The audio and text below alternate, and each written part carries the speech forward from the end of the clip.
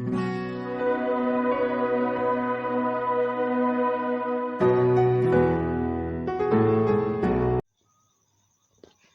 Friends, तो इस video में हम सीखने वाले हैं कि कैसे डेसिमल से बाइनरी, डेसिमल से हेक्साडेसिमल और ऑक्टल में चेंज करें अगर हमारा वैल्यू जो है वो पॉइंट में हो।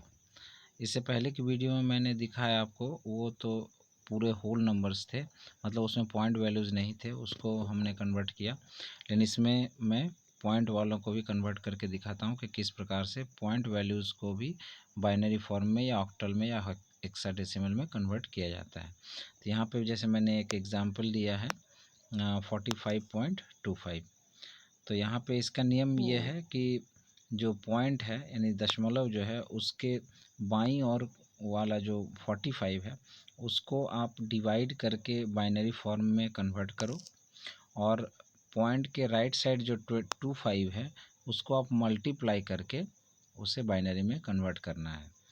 और लेफ़्ट साइड वाला जैसे 45 को आप कर रहे हैं तो इसमें नीचे से ऊपर की ओर हम लोग को कलेक्ट करना है रिमाइंडर को, जबकि पॉइंट के बाद वाला जो होता है पॉइंट वैल्यूज़ जो होते हैं जैसे 2.25 जो है उसको जब हम लोग बदलेंगे यहाँ मल्टीप्लाई करके तो उसके पॉइंट के पहले के जो 0 या 1 वैल्यूज़ हैं उनको ऊपर की ओर से नीचे की ओर कलेक्ट किया जाता है।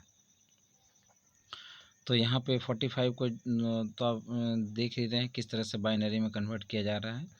जो क्वोशंट है यानी डिवाइड करने के बाद जो भागफल आता है उसे हम नीचे लिखते हैं और रिमाइंडर यानी शेषफल यहाँ पे लिखते हैं, और इस तरह से करते जाते हैं जब तक कि अंतिम जो भागफल है वो एक नहीं रह जाता है, एक जो है वो नहीं रह जाता, मतलब और आगे भाग ना लगे तब तक। तो इस तरह से ये बाइनरी फॉर्म हो गया इसका आपका 45 का। और जो पॉइंट के बाद वाले वैल्यू है उसको ठीक इसके ऑपोजिट करना है, उसको मल्टीप्लाई करना है। जैसे इसमें डिवाइड करके निकालते हैं इसमें मल्टीप्लाई करके निकालना है।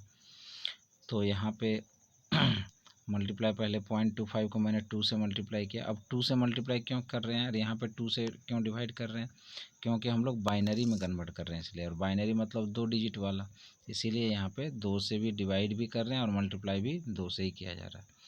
तो यहाँ पे तब तक मल्टीप्लाई आपको इसमें करते जाना है जब तक कि पॉइंट के बाद वाला जो वैल्यू है वो 0 ना हो जाए। तो यहाँ पे हम देख रहे हैं कि 0.25 को पहला बार 2 से मल्टीप्लाई करने के बाद हमें 0.50 मिलता है, और पॉइंट के इस ओर सिर्फ 0 रहता है, 0.50 होता है इसका आंसर।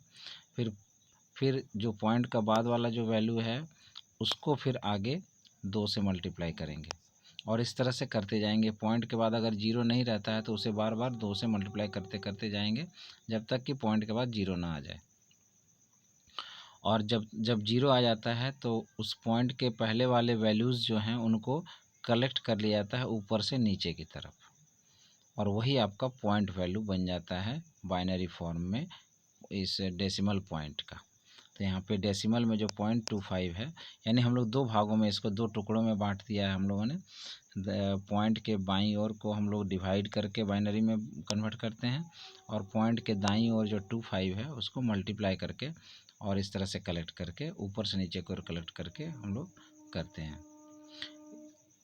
तो यहाँ पे इसका जो 0.25 का बाइनरी फॉर्म हो गया 0.01, ऊपर से नीचे लेना है तो 0.01 हो गया आपका। तो अब दोनों को हम लोग अगर मिला दें तो 45.25 का जो बाइनरी फॉर्म वो हो जाएगा। 45 का बाइनरी फॉर्म ये है और 0.25 का बाइनरी फॉर्म ये है, दोनों को मिला देने से हमारे पास मिलता है 101101.01। ये हो गया इसका बाइनरी फॉर्म। अब हम आगे देखते हैं डेसिमल से ऑक्टल, पॉइंट वाले वैल्यू को ऑक्टल में कैसे बदलेंगे। तो जैसे बाइनरी में बदलने के लिए 2 से डिवाइड और 2 से मल्टीप्लाई कर रहे थे, उसी तरह ऑक्टल में कन्वर्ट करने के लिए, चूँकि ऑक्टल में कितने नंबर्स होते हैं, 8 नंबर्स होते हैं।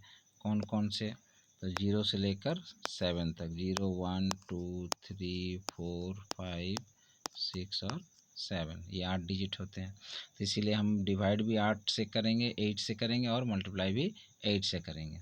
तो यहाँ पे जो होल पार्ट है यानी पॉइंट के बाईं ओर का जो पार्ट है उसको हम लोग 8 से डिवाइड करके और नीचे की ओर से ऊपर की ओर रिमाइंडर को कलेक्ट करके उसका ऑक्टल फॉर्म हम लोग ले आए यहाँ पे 55। अब पॉइंट के बाद वाला जो वैल्यू है उसको 8 से मल्टीप्लाई करके करते जाएंगे जब तक कि पॉइंट वाला वैल्यू मेरा 0 ना हो जाए, पॉइंट के बाद वाला वैल्यू। तो यहाँ पर पॉइंट के बाद अभी 25 है, इसको 8 से मल्टीप्लाई किए तो एक बार में ही हमारा 2.00 आ गया, यानी पॉइंट के बाद वाला हिस्सा जो वो 0 हो गया एक बार में ही। तो आगे मल्टीप्लाई हम लोग नहीं करेंगे। और जो पॉइंट के लेफ़्ट साइड में जो आपका आ रहा है आंसर के तौर पर, उसको हम लोग कलेक्ट कर लेंगे यहाँ पे। तो 0.25 जो कि डेसिमल में है उसका ऑक्टल फॉर्म हो जाएगा 0.2। अब आप जो है यहाँ पे तो दोनों को अब मिलाकर हम लोग लिखते हैं 45.25। तो इसके जो ऑक्टल पार्ट्स हैं उनको भी मिला देते हैं, 55.2 हो जाएगा आंसर। ये हो गया ऑक्टल इसका वैल्यू। अब हम लोग देखते हैं डेसिमल से हेक्साडेसिमल कैसे कन्वर्ट करेंगे।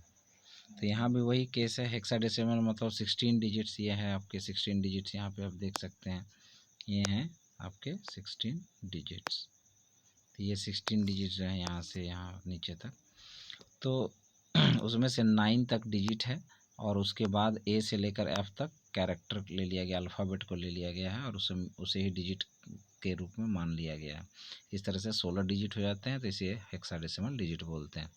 तो यहाँ पे वही सिस्टम चलेगा कि जो लेफ़्ट पार्ट है, पॉइंट का लेफ़्ट पार्ट है, उसे आप चूँकि हेक्साडेसिमल में कन्वर्ट करना चाहते हैं डेसिमल से, तो 16 से डिवाइड करेंगे।